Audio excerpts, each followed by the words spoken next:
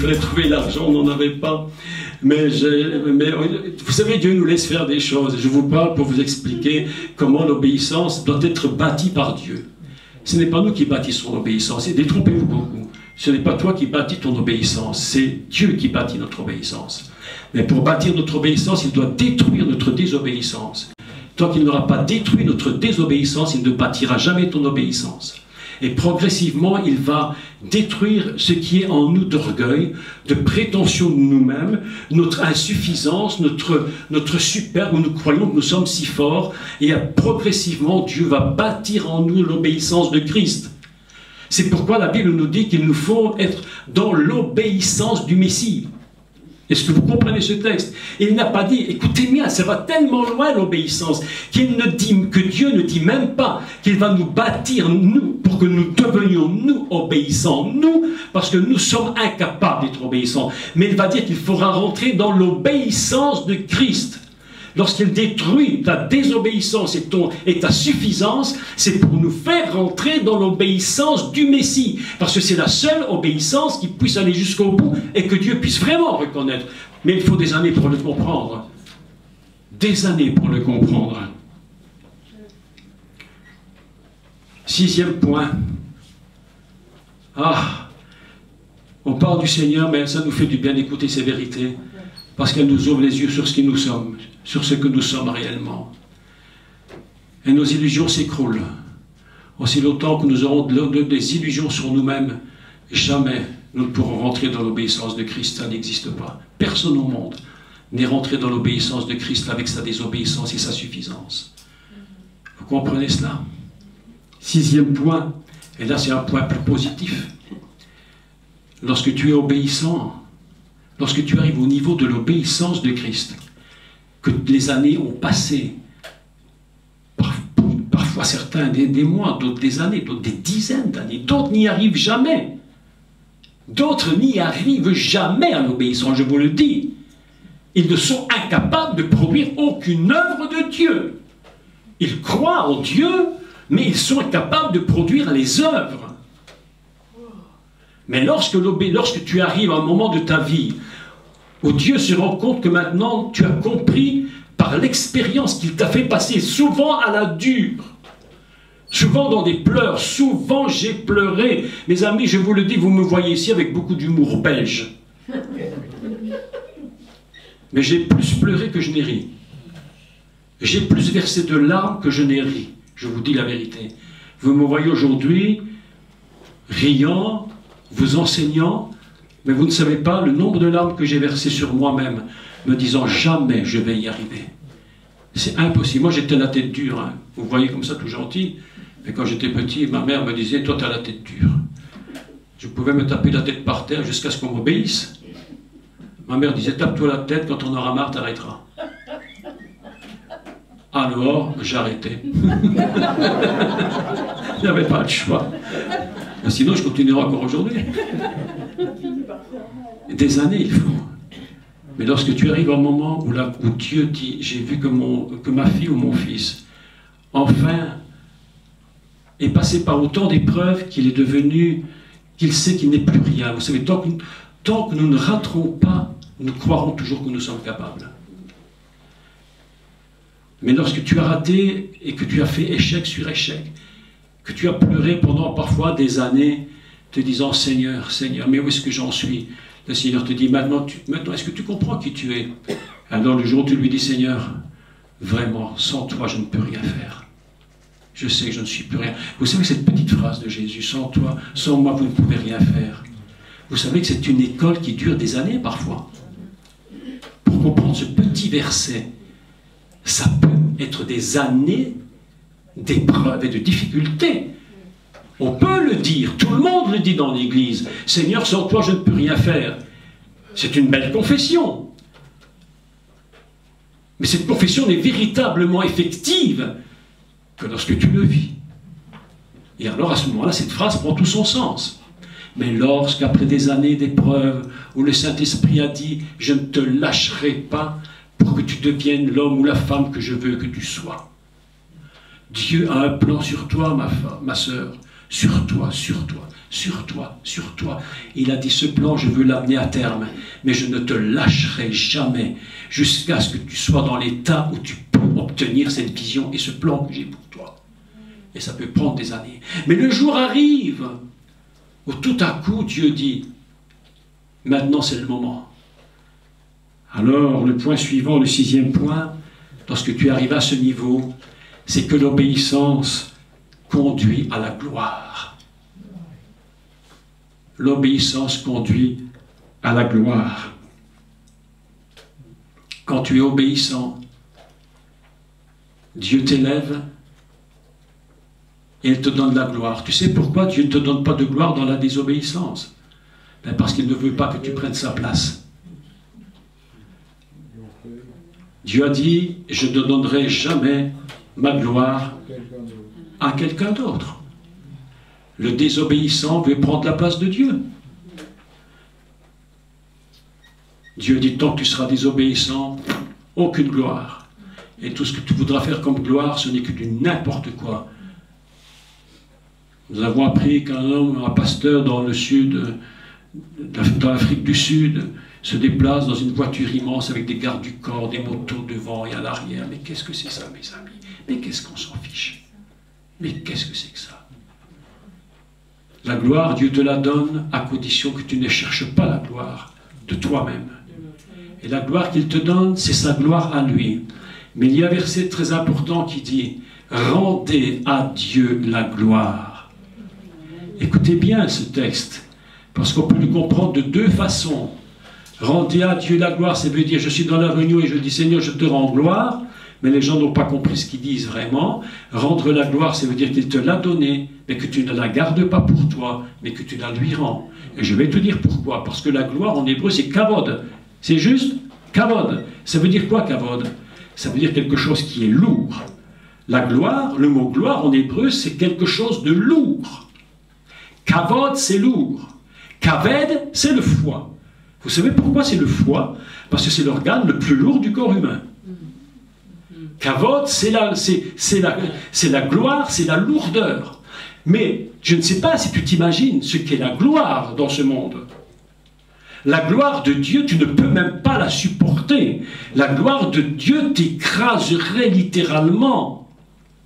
Et lorsque qu'un homme a la gloire, et qu'il prend la gloire, une vedette, à la gloire un chanteur, à la gloire, souvent vous voyez ces gens incapables de supporter la gloire, parce que toute la Bible nous dit que toute gloire est à Dieu. Même si tu es une grande vedette, un grand chanteur d'opéra, un grand chanteur de variété, un artiste, un acteur, quand tu as une gloire incroyable dans le monde, cette gloire est capable de te tuer, parce qu'elle a un poids si lourd qu'elle te tue et qu'elle t'écrase. C'est pourquoi la Bible dit, tu as la gloire, mais rends à Dieu la gloire. Lui seul peut la supporter. Le grand secret d'un ministère, lorsque nous avons fait notre travail, lorsque nous avons été, que nous avons vu des miracles, nous avons enseigné avec force et tout le monde est content et tout le monde dit ah comme il a bien enseigné, comme il a eu des guérisons et des miracles. La seule chose qu'il reste à faire pour ces hommes, c'est que lorsque Dieu leur a donné cette gloire, c'est de rentrer chez eux, de se mettre à genoux et de dire Père, cette gloire, je te la rends. Parce que si je la garde, elle va m'écraser, elle va me tuer. Ainsi, vous voyez beaucoup d'acteurs qui se suicident. Pourtant, ils sont au pinacle du succès. Des chanteurs se suicident. Tout le monde les applaudit. Tout le monde dit, ah, on voudrait bien être à leur place. Moi, je ne voudrais pas être à leur place. Chacun sa vie. Certains veulent la gloire de Johnny Hallyday. Oui, vous riez, mais c'est terrifiant.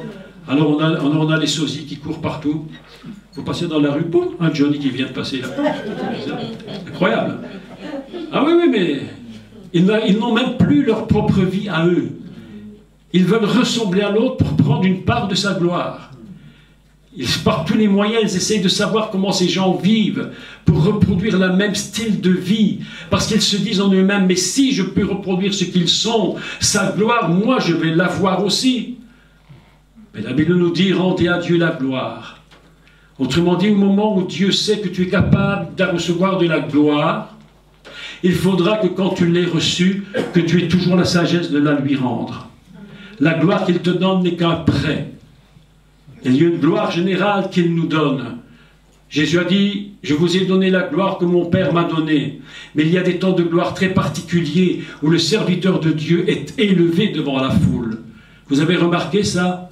Lorsque vous avez des hommes de Dieu absolument extraordinaires et qu'ils produisent des miracles absolument inimaginables au commun des mortels, ces hommes arrivent à ce niveau-là. Vous savez pourquoi? Parce qu'ils savent qu'ils ne sont rien eux-mêmes et qu'ils sont capables de rendre la gloire que les gens ont vue sur eux. Est-ce que vous me comprenez bien? C'est pourquoi l'obéissance conduit à la gloire. Et le 7e point, la désobéissance conduit à la défaite. La désobéissance conduit à l'exil. Et la désobéissance conduit à la mort. Il y a des personnes qui ont eu de la gloire. Ils sont devant les hommes importants. Et puis tout à coup, tu ne les vois plus. Ils disparaissent. Vous savez pourquoi?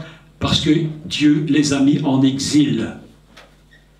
Et si l'exil leur permet de revenir à de meilleurs sentiments, alors que Dieu les fasse revenir et qu'ils reviennent. Mais parfois, la désobéissance, une gloire injustement gardée dans la désobéissance peut conduire à la mort. Plusieurs sont morts d'avoir voulu prendre la place de Dieu. Tout à l'heure, je disais à mon ami Thierry, on peut faire des erreurs. Tu peux faire une erreur, tu peux commettre une erreur, un péché. Ça peut arriver à tout le monde, évidemment. Mais une chose que Dieu n'acceptera jamais, c'est que tu touches à sa gloire. Ne touche jamais à sa gloire. Parce que sa gloire, c'est lui-même. C'est lui-même, vous comprenez? L'apôtre Paul avait compris. Et j'aimerais que nous lisions un texte encore ensemble. On a encore un peu de temps quand même? Oui, de toute façon, on n'a que ça à faire. Hein. Toute la nuit. On a toute la nuit. Nous allons lire Romains, chapitre 5.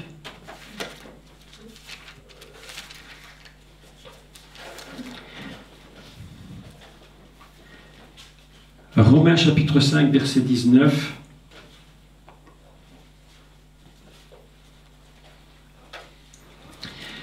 C'est l'apôtre Paul qui écrit aux Romains et il va leur dire cette phrase. Car comme par la désobéissance d'un seul homme. Écoutez bien le texte, c'est très intéressant. Et je n'ai pas le temps d'expliquer tout ici, parce que ça demanderait vraiment un cours entier, expliquer ce petit verset qui paraît si simple, mais à la réalité si complexe. Très, très, très complexe. Par la désobéissance d'un seul. Alors qu'en fait, on sait très bien que la désobéissance est venue par Chava, Ève, la femme, Isha.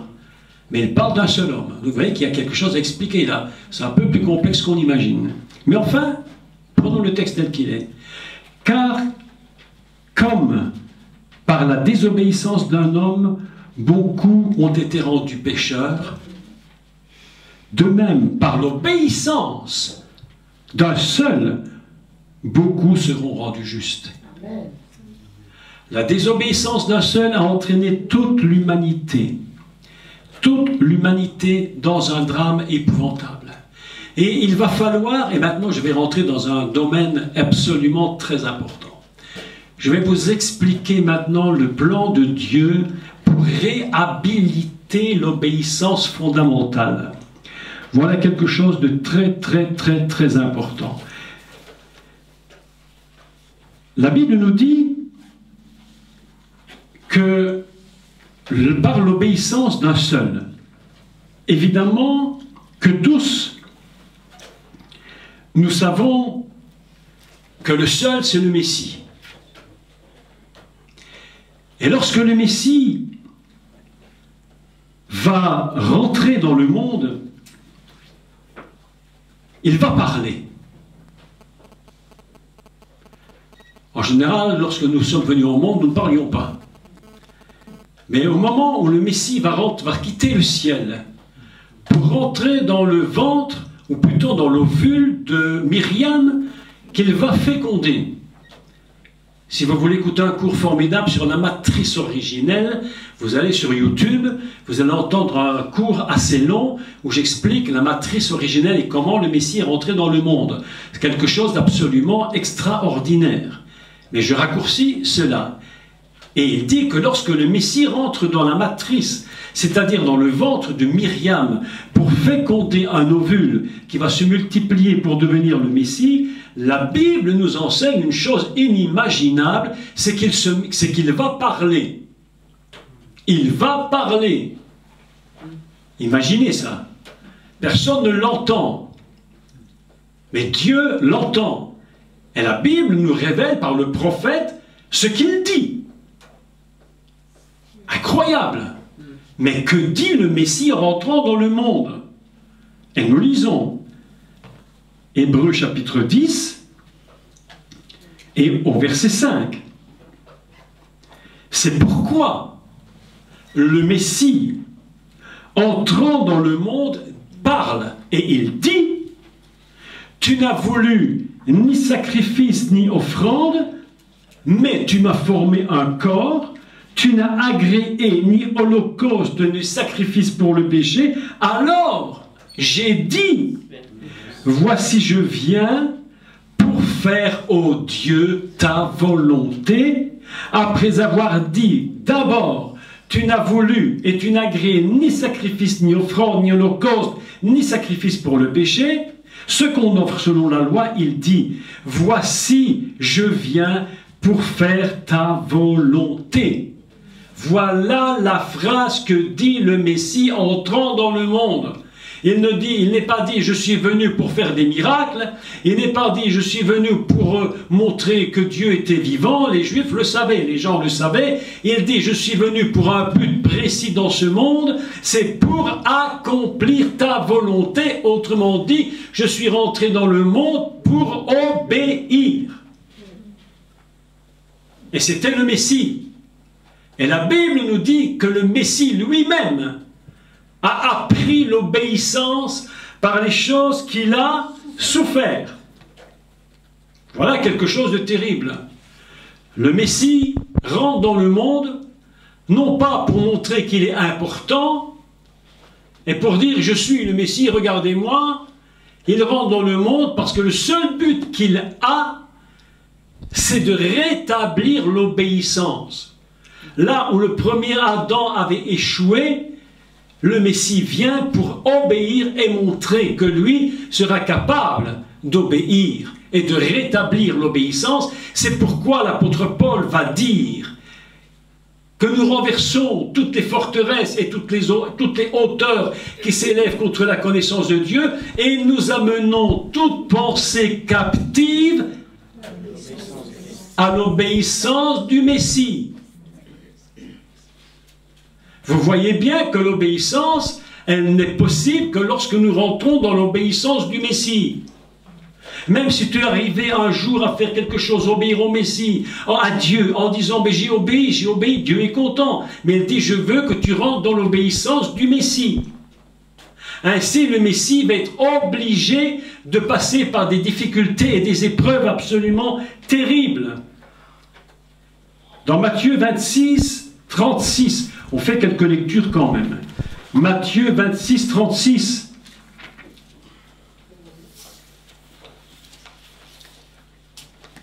Voilà un texte absolument extraordinaire qui va nous montrer le niveau d'obéissance.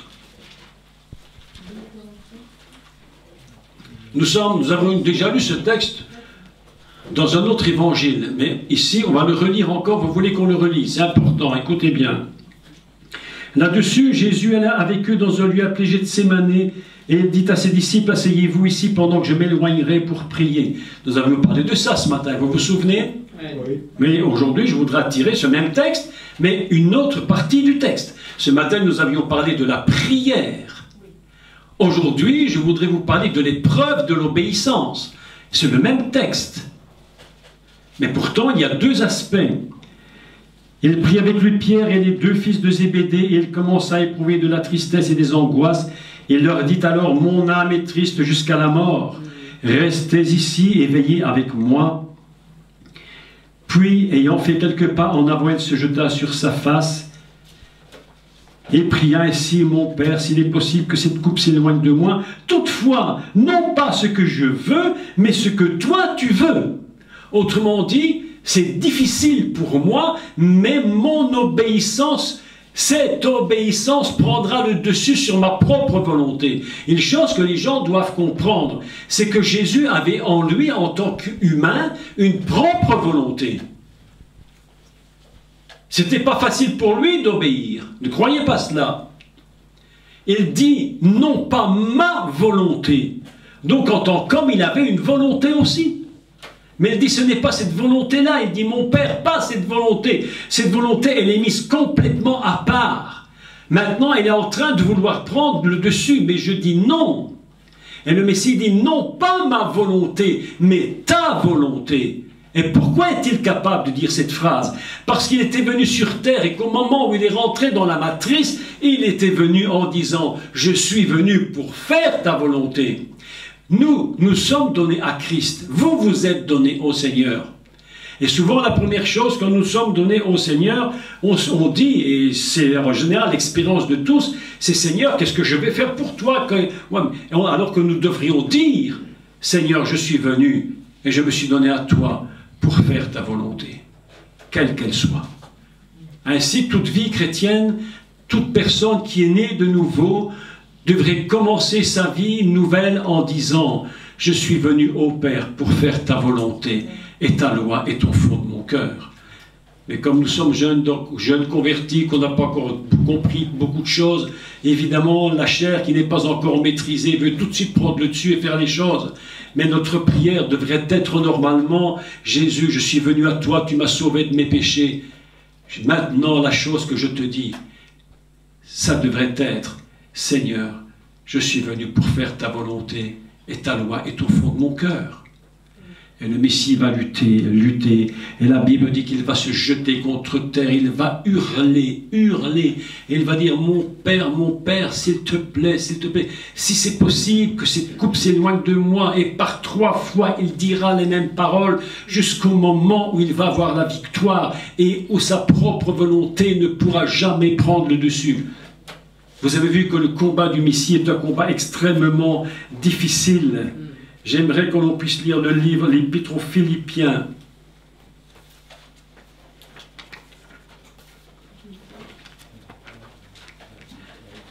Philippiens chapitre 2.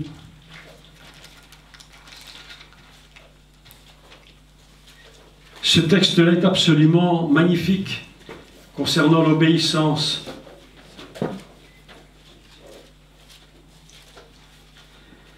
Au chapitre 5, verset 2, chapitre 2, verset 5, ayez en vous, écoutez le texte, il ne faut pas le lire rapidement, il faut le lire tout doucement, ayez en vous les sentiments qui étaient en Yeshua le Messie. Ça, c'est quelque chose. Vous imaginez l'école que cela demande, le temps que cela peut demander pour que nous arrivions à cette phrase qui se réalise en nous: ayez en vous les sentiments qui étaient en Yeshua le Messie, existant en forme de Dieu. Écoutez, il n'a point regardé son égalité avec Dieu comme une proie à arracher. Ce n'était pas important pour lui. Il n'essayait pas en tant qu'être humain de montrer qu'il était le Dieu là-haut, le plus grand, le plus fort. Il est resté dans l'humilité la plus complète. Mais il s'est dépouillé lui-même. Il a choisi de ne pas avoir une place importante. Mon Dieu, puisse beaucoup de gens comprendre ça dans les ministères. Ce n'est pas important. Ce n'est pas important ce que nous paraissons. Ce n'est pas important que tu prêches en costume blanc, chaussures blanches, cravate blanche, faire tout. Ce n'est pas important. Je ne dis pas que si tu l'as, c'est mal, mais si ça dépasse ce que Dieu veut, alors oui, c'est mauvais. Mais tout ça n'a aucune importance. Il s'est dépouillé lui-même en prenant une forme de serviteur. Je suis venu au Dieu pour faire ta volonté. Un serviteur n'est pas là pour faire sa propre volonté. Un serviteur ne pose même pas de questions, il obéit à son maître. Son maître lui dit tu vas là, tu ne discutes même pas. Un véritable esclavisme nous dit que nous sommes esclaves de Jésus-Christ. L'esclave ne pose aucune question à son maître. Il fait ce que son maître lui dit sans penser parce qu'il est soumis à son maître. Point final. En prenant une forme de serviteur et devenant semblable aux hommes, il a paru comme un vrai homme. Autrement dit, écoutez-moi mes amis, s'il a pu le faire, lui, comme un vrai homme, je te donne une bonne nouvelle ce soir. Toi, tu peux aussi le faire. Tu peux aussi arriver. Notre sœur, tout à l'heure, disait, je peux le répéter parce qu'elle l'a dit. Donc je ne raconte pas des autres choses que ce qu'elle a dit. Elle a dit, je suis une femme très têtue. Mais le jour où elle dit, Seigneur, je ne suis rien, j'arrive au point où je comprends que je ne suis plus rien, alors le Seigneur va dire, ma fille, maintenant on va commencer à travailler ensemble. On va commencer à travailler ensemble. Écoutez maintenant, il a paru comme un vrai homme. Il s'est humilié lui-même. Il ne cherche pas la gloire, il ne cherche qu'une chose, obéir au Père. Le Messie avait une vocation. Et il savait que la finalité de son ministère serait la croix. Vous imaginez cela? Il savait que la finalité serait la croix. Il s'est humilié lui-même. Écoutez maintenant la suite parce qu'elle est absolument extraordinaire. Il s'est humilié lui-même, se rendant obéissant jusqu'à la mort. Écoutez maintenant le petit mot. Le petit mot qui suit change toute l'histoire du Messie. Elle va complètement changer tout. Le petit mot qui suit, c'est même. Même. Il s'est rendu obéissant jusqu'à la mort.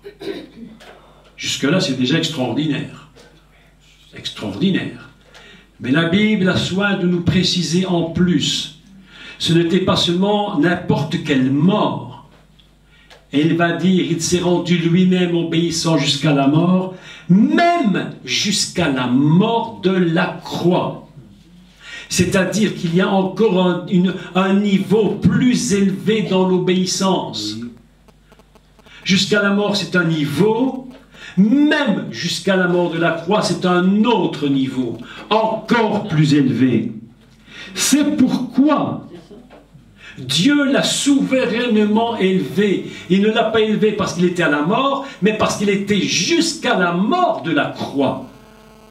Parce que l'obéissance était totale et complète.